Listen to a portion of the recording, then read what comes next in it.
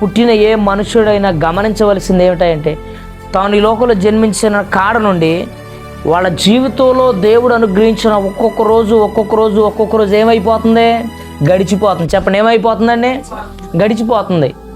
ఎందుకంటే దావీదు భక్తుడు అంటారు, నేను తల్లి గర్భములో ఉండగానే నా దినములన్నీ నీ గ్రంథములో ఏమై ఉన్నాయి అంటే లిఖితములై ఉన్నవి. హల్లెలూయా.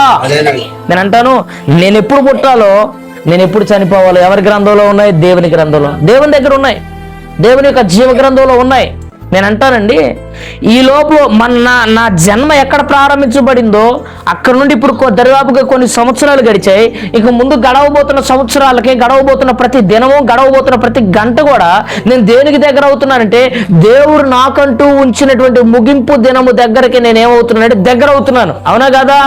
అయితే మనం చేయాల్సిన పని ఏమిటంటే మన ముగింపు దినము వచ్చే లోపులో మనం ఆయన మహిమార్థమై బ్రతికే వ్యక్తులుగా ఉండాలి. హల్లెలూయా.